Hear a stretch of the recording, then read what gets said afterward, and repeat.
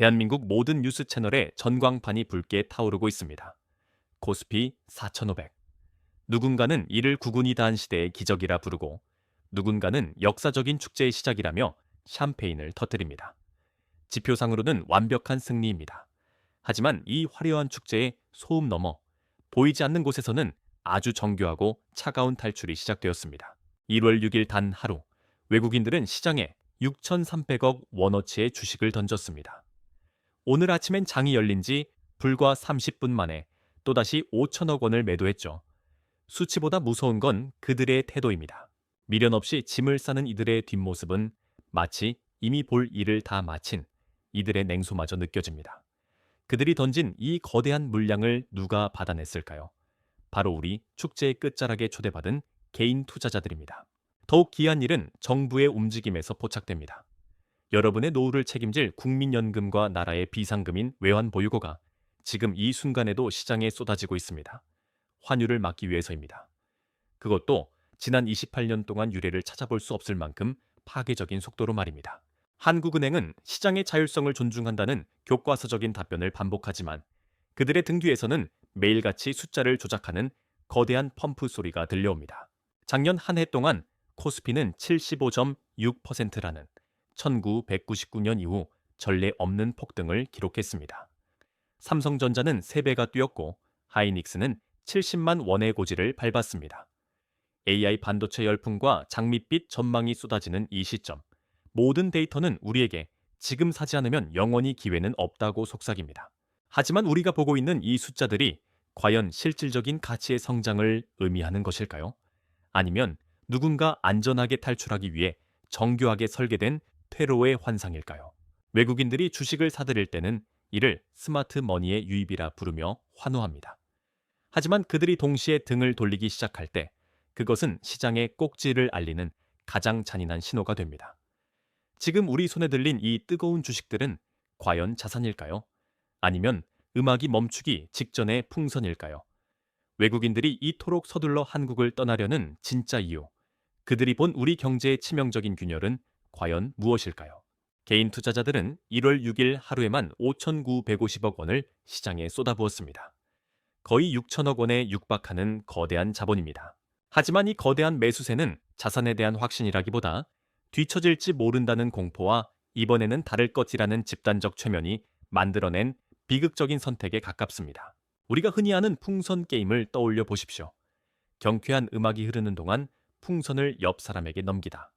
음악이 멈추는 순간 풍선이 터지면 패배하는 그 잔인한 유의 말입니다. 지금 한국 시장의 음악은 이미 소리가 잦아들고 있습니다. 문제는 그 마지막 풍선을 건네받은 주체가 다름 아닌 가장 평범한 우리 자신이라는 사실입니다. 외국인들이 이토록 서둘러 이탈하는 가장 표면적인 이유는 환율입니다. 지난 12월 환율이 1,484원까지 치솟으며 1,500원이라는 심리적 붕괴선을 위협하자 정부는 다급히 개입했습니다. 말이 아닌 행동으로 보여주겠다며 달러를 시장에 무차별적으로 쏟아부었습니다. 그 결과 환율은 며칠 만에 1,440원대까지 내려앉았습니다. 겉으로는 평온을 되찾은 듯 보이지만 계산기가 빠른 외국인들은 이를 전혀 다른 시각으로 독해합니다. 그들은 알고 있습니다. 지금의 환율 하락이 한국 경제의 기초 체력이 회복된 결과가 아니라 정부가 비상금을 털어 억지로 눌러놓은 인위적인 수치라는 것을 말입니다. 이를 수영장에 비유하자면 상황은 더욱 명확해집니다. 수영장에 물이 넘쳐 흐를 것 같자 정부가 거대한 펌프를 가져와 억지로 물을 빼내 수위를 낮춘 꼴입니다. 하지만 외국인들은 그 펌프의 전원이 언제 꺼질지, 그리고 그 펌프를 돌릴 수 있는 에너지가 얼마나 남았는지를 정확히 꿰뚫고 있습니다. 펌프가 멈추는 순간 물은 다시 차오를 것이고 그때의 수위는 이전보다 훨씬 가파르게 상승할 것임을 그들은 본능적으로 감지합니다. 그들이 주식을 팔고 달러로 바꿔 한국을 떠나는 것은 단순한 수익 실현이 아닙니다. 그것은 시스템의 한계를 목격한 자들의 가장 차가운 생존 전략입니다.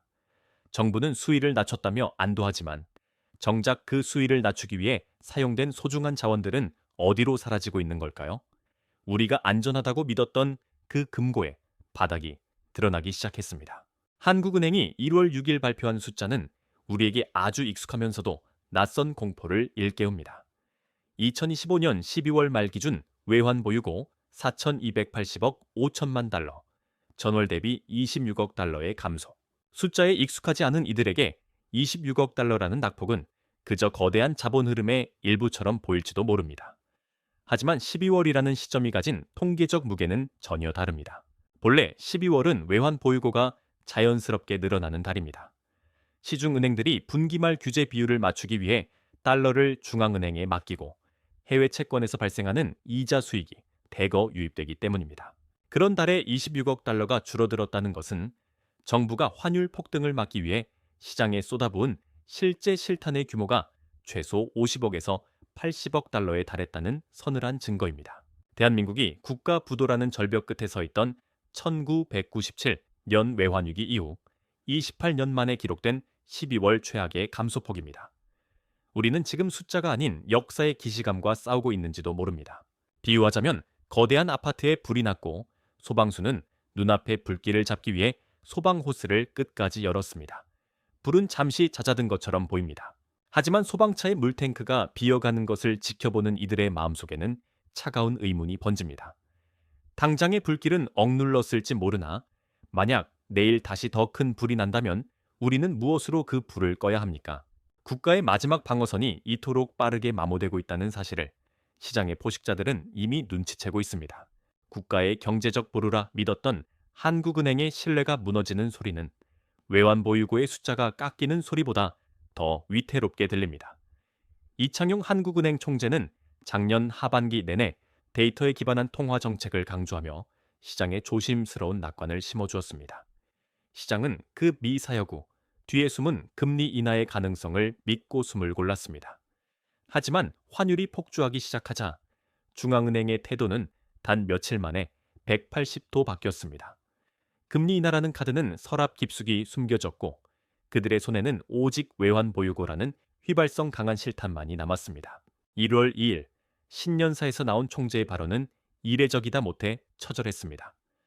평소 환율의 적정 수준에 대해 극도로 말을 아끼던 중앙은행 수장이 직접 1,400원대 후반의 환율은 경제 기초 체력과 괴리가 크다고 공식 인정했습니다. 이는 시장이 보내는 구원 신호가 아닙니다. 오히려 현재의 시스템이 통제 범위를 벗어나고 있다는 항복 선언에 가깝습니다. 더욱 서늘한 것은 그 다음입니다. 총재는 환율 상승의 책임을 국민연금과 이른바 서학개미라 불리는 개인 투자자들에게 돌렸습니다. 그들의 해외 투자가 달러 수급의 불균형을 초래했다는 논리입니다. 상상해 보십시오. 한쪽에서는 여러분의 노후 자금인 국민연금이 수익을 내기 위해 기계적으로 달러를 사들이고 다른 한쪽에서는 중앙은행이 그 달러 값을 내리기 위해 나라의 비상금을 헐어 달러를 팔고 있습니다. 한 나라의 공적 자본들이 서로를 갉아먹는 이 기괴한 진퇴양난의 상황을 총재는 국민 앞에서 고백했습니다. 이것은 더 이상 경제 정책의 영역이 아닙니다. 누구의 주머니가 먼저 비느냐를 두고 벌이는 국가 내부의 소리 없는 내전입니다. 중앙은행의 경고는 여기서 멈추지 않았습니다. 1월 5일 그는 다시 한번 고환율이 내수 경제를 파괴할 것이라며 정부 기관들의 긴밀한 협력을 촉구했습니다. 작년의 희망 섞인 비둘기 파적 태도는 완전히 사라졌습니다. 이제 남은 것은 데이터 보며 판단하겠다는 차가운 관망과 정책 문구에서 소리 소문 없이 삭제된 금리 인하 기조라는 단어뿐입니다. 중앙은행은 마지막으로 유지 경성, 뜻을 모면 이룰 수 있다는 고사성어를 인용하며 국민의 단합을 호소했습니다. 하지만 이 공허한 외침이 시장의 포식자들에게는 어떻게 들릴까요? 독립성을 잃고 정부의 눈치를 보며 책임의 화살을 국민에게 돌리는 중앙은행의 뒷모습에서 그들이 본 것은 도약의 희망이 아니라 탈출의 명분이었습니다. 그리고 이 혼란 속에 감춰진 더 잔인한 숫자가 있습니다. 정부가 말하는 1.8%의 성장률, 그 껍데기를 벗겨내면 우리가 마주해야 할 진짜 현실이 기다리고 있습니다. 정부가 발표한 올해의 경제 성장률 전망치는 1.8%입니다. 저성장의 늪에 빠진 국가로서는 그나마 다행스러운 숫자처럼 보일지 모릅니다. 하지만 이 소수점 뒤의 숫자는 교묘하게 설계된 착시입니다. 한국은행 스스로 고백했듯 반도체를 필두로 한 IT 산업의 성과를 걷어내면 실제 성장률은 1.4%로 곤두박질칩니다. 소위 K자형 회복이라 불리는 이 기형적인 구조는 삼성전자와 SK하이닉스의 거대한 그늘 아래서 자동차, 화학, 중소기업, 그리고 골목 상권의 내수가 서서히 질식하고 있음을 의미합니다. 숫자는 1.8%를 가리키고 있지만 우리의 일상은 1.4%의 정체와 침체 속에 고립되어 있습니다. 대기업의 실적 잔치가 뉴스면을 장식하는 동안 서민들이 체감하는 경기가 이토록 차갑고 무거운 이유는 바로 여기에 있습니다. 통계라는 이름의 가림막이 무너져가는 실물 경제의 비명을 가리고 있는 것입니다. 더욱 결정적인 변화는 한국은행의 언어에서 포착됩니다. 작년 11월까지만 해도 통화정책 방향문에는 금리 인하 기조라는 희망 섞인 문구가 선명하게 박혀 있었습니다. 하지만 최신 보고서에서 그 단어는 흔적도 없이 사라졌습니다. 대신 인하 여부를 결정하겠다는 모호하고 방어적인 문장이 그 자리를 채웠습니다. 사실상의 금리 인하 포기 선언입니다. 비둘기파적인 색채를 지우고 다시금 매의 발톱을 드러낸 중앙은행의 모습은 시장에 던져진 마지막 구명조끼가 회수되었음을 시사합니다. 이창용 총재는 유지경성, 즉 뜻을 모으면 이룰 수 있다는 격언으로 신년사를 마무리하며 경제 도약의 의지를 다졌습니다. 하지만 이 차가운 자본의 전쟁터에서 외국인들의 눈에 비친 한국의 모습은 달랐습니다. 그들이 본 것은 신념을 가진 중앙은행이 아니라 환율이 오르자 당황하며 국민에게 책임을 전가하고 정부의 눈치만 살피는 무력한 기관이었습니다. 독립성을 상실한 중앙은행, 그리고 말 바꾸기를 일삼는 정책 결정자들. 외국인들에게 이보다 더 확실한 매도 신호는 없었습니다. 이제 우리는 가장 불편한 질문을 던져야 합니다. 정부와 한국은행이 축제의 분위기를 유지하기 위해 차마 국민에게 말하지 못하고 숨기고 있는 5가지 진실은 무엇입니까?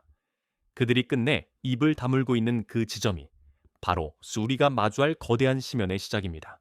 정부와 중앙은행은 수치상의 안정을 강조하며 국민을 안심시키려 하지만 그들이 결코 입 밖으로 꺼내지 않는 금기어가 있습니다. 바로 4천억 달러라는 파국의 분기점입니다. 현재 우리의 외환 보유고는 4,280억 달러 수준에 머물러 있습니다. 당국은 이 숫자가 충분하며 아무런 문제가 없다고 반복해서 강변합니다. 하지만 우리는 기억해야 합니다. 1997년 외환위기 직전에도 그들은 똑같이 말했습니다. 대한민국의 펀더멘탈은 기초부터 튼튼하며 결코 무너지지 않는다 라고 말입니다. 4천억 달러가 단순히 심리적인 마지노선이 아닌 이유는 국제신용평가사들의 차가운 시선에 있습니다. 이 수치는 대한민국이라는 국가의 신용을 떠받치는 최후의 보루입니다. 보유고가 이 선 아래로 미끄러지는 순간 한국의 신용등급 하향 조정은 피할 수 없는 현실이 됩니다. 국가의 신용이 추락하면 그 피해는 거대한 파동이 되어 가장 낮은 곳에 있는 국민들에게 제일 먼저 도달합니다. 국내 기업들이 해외에서 자금을 조달할 때 내야 하는 이자 비용이 치솟게 되고 이는 곧바로 여러분이 소비하는 모든 물건의 가격에 전가됩니다. 하지만 정부는 이 연쇄적인 파괴의 메커니즘을 설명하지 않습니다.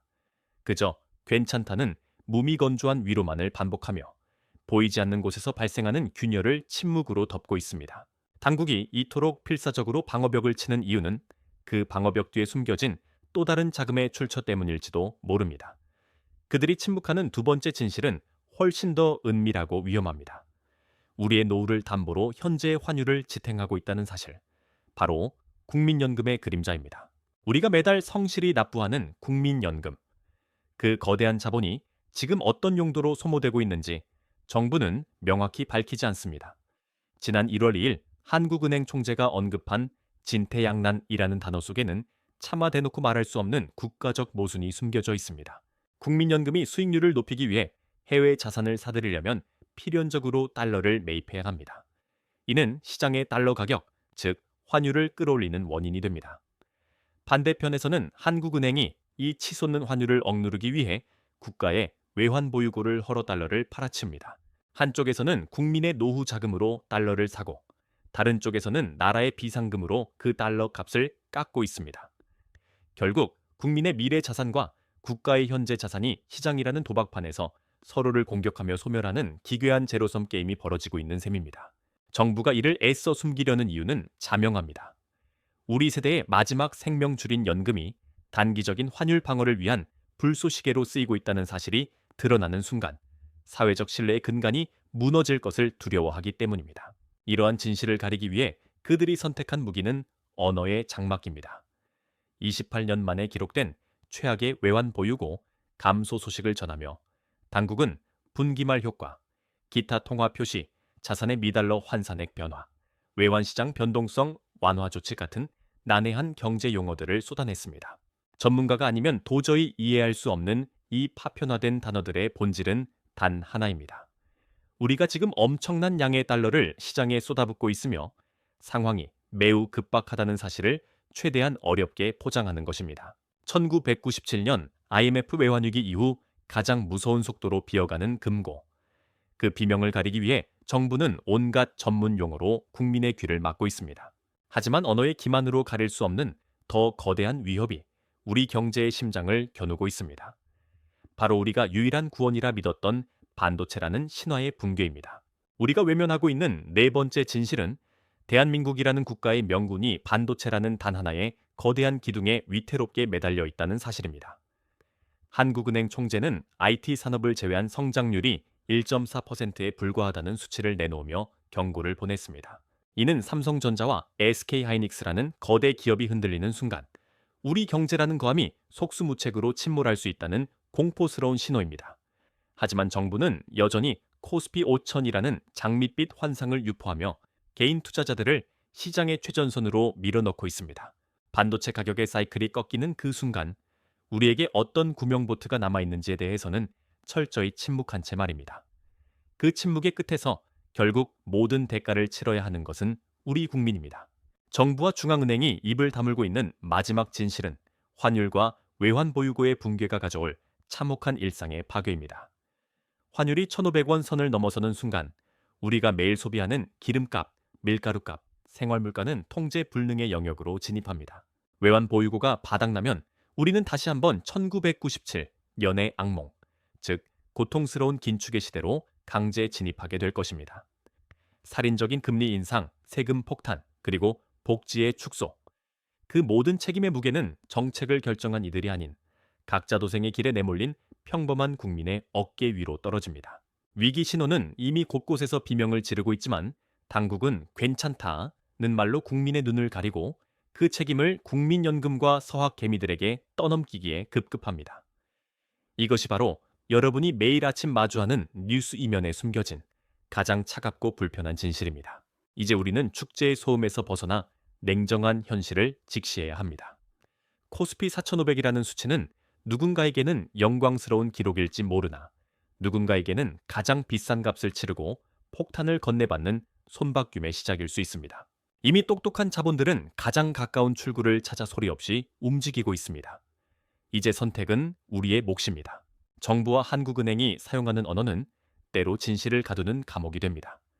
12월 외환보유고가 28년 만에 기록적인 수치로 급감했다는 보고서가 발표되었을 때 그들이 내놓은 해명은 일반적인 국민이 도저히 이해할 수 없는 경제 용어의 나열이었습니다.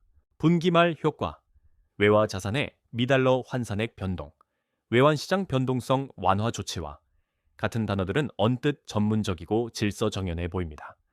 하지만 이 난해한 문장들을 해독하면 오직 하나의 문장만이 남습니다. 우리는 지금 환율 붕괴를 막기 위해 비상금을 유례없는 속도로 쏟아붓고 있다는 고백입니다. 그들은 1997년 IMF 이후 최대 감소폭이라는 자극적이고 공포스러운 사실을 차갑고 건조한 기술적 용어들로 희석시킵니다. 이는 단순히 정보를 전달하는 것이 아니라 대중이 위기의 실체를 직시하지 못하도록 시야를 흐리는 고도의 심리적 방어 기제입니다. 우리가 데이터라고 믿는 것들은 종종 통계라는 이름의 정교한 분장을 거친 뒤에야 우리에게 도달합니다. 더욱 서늘한 것은 한국은행이 입버릇처럼 말하는 시장 원리의 실체입니다. 겉으로는 시장의 자율적 흐름을 존중한다고 말하면서도 보이지 않는 곳에서는 매일같이 막대한 달러를 팔아치우며 환율의 목줄을 죄고 있습니다. 정부는 모든 것이 통제해 있다고 강변하지만 시장의 거대 자본들은 이미 그 거짓말의 유통기한을 계산하기 시작했습니다. 독립성을 잃고 권력의 눈치를 보는 중앙은행, 그리고 노후 자금을 방패 삼아 위기를 지연시키려는 정부. 이 기만적인 공조가 지속되는 동안 시스템의 균열은 걷잡을 수 없이 깊어지고 있습니다. 우리가 보는 코스피 4500의 숫자가 견고한 성벽인지 아니면 무너지기 직전의 사고인지는 이제 명확해지고 있습니다. 역사 속에서 모든 거대한 붕괴는 언제나 아무 문제 없다는 권력의 확언 뒤에 찾아왔습니다. 이제 우리는 이 축제의 조명이 꺼진 뒤 누가 그 어둠 속에 홀로 남겨질지를 고민해야 합니다. 코스피 4,500. 이 숫자는 더 이상 승리의 기록이 아닌 거대한 손바뀜의 증거일 수 있습니다. 똑똑한 자본은 이미 출구를 향해 소리 없이 움직이고 있으며 정부가 외면하는 28년 만의 외환 보유고 급감은 우리가 서 있는 집안이 얼마나 취약한지를 여실히 보여줍니다. 한국은행은 시장 원리를 외치지만 실제로는 매일같이 국민의 미래를 헐어 오늘의 수치를 방어하고 있습니다. 이제 우리는 선택해야 합니다. 화려한 조명 아래서 끝까지 축제에 취해 있을 것인지 아니면 차가운 공기가 밀려오기 전 출구를 확인해 둘 것인지 말입니다. 당신이 이 시스템의 희생자가 되지 않기 위해 지금 즉시 실행해야 할 3가지 생존 수칙을 제안합니다. 첫째, 현재 계좌의 평가 수익이 30%를 넘어서고 있다면 그중 절반은 망설임 없이 현금화하십시오. 숫자로만 존재하는 수익은 내 손에 쥐어지기 전까지는 타인의 자산일 뿐입니다. 둘째, 만약 빚을 내어 산 주식이 있다면 이번 주 안에 반드시 일부라도 상환하십시오. 금리의 역습은 예고 없이 찾아오며 부채는 위기 상황에서 당신의 발목을 가장 먼저 잡아챌 쇠사슬이 될 것입니다. 셋째, 새로 유입할 자금이 있다면 지금은 그저 멈춰서서 지켜보십시오. 안개 속에서는 속도를 내는 것이 아니라 길이 보일 때까지 기다리는 것이 유일한 전략입니다. 우리는 이미 2021 년을 기억하고 있습니다. 코스피가 3,000을 돌파했을 때 세상은 5,000을 노래했습니다. 하지만 그 환호가 채 가시기도 전에 지수는 2,200까지 추락했습니다. 역사는 잔인할 정도로 반복됩니다. 다만 그 반복되는 궤적 속에서 살아남는 자와 도태되는 자의 차이는 오직 시스템의 이면을 읽어내는 안목과 그에 따른 냉정한 결단력에서 갈릴 뿐입니다. 이제 선택은 여러분의 몫입니다. 축제의 마지막 불꽃을 지켜보며 남으시겠습니까? 아니면 모두가 취해 있을 때 고요히 탈출을 준비하시겠습니까? 이 영상이 당신의 계좌뿐만 아니라 다가올 거대한 파도로부터 당신의 삶을 지켜내는 작은 이정표가 되길 바랍니다. 보통의 경제는 여기까지입니다.